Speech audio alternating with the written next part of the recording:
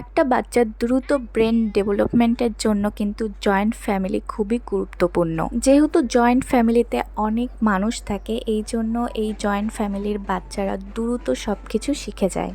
একটা জয়েন্ট ফ্যামিলিতে ঠাকুমা, ঠাকুরদা, কাকা, কাকি, জ্যাঠা, জেঠি, আম পিসি অনেকে থাকে কিংবা অনেক ভাই-বোন থাকে। এই জন্য একটা বাচ্চার বাস্তব অভিজ্ঞতাও কিন্তু অনেকটা বেড়ে যায়।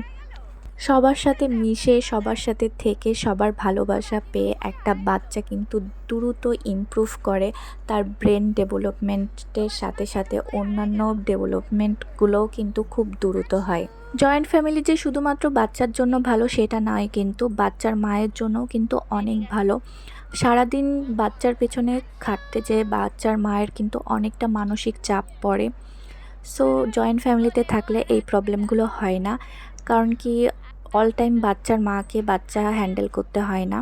সো মানসিক চাপটা একটু কম পড়ে। আর মা যদি সুস্থ থাকে তাহলে বাচ্চাও সুস্থ থাকবে। মা যদি অসুস্থ থাকে বা মানসিক চাপে থাকে তাহলে সেই সাইড ইফেক্ট যে বাচ্চার উপর পড়বে আর বাচ্চার অনেক ক্ষতি হবে।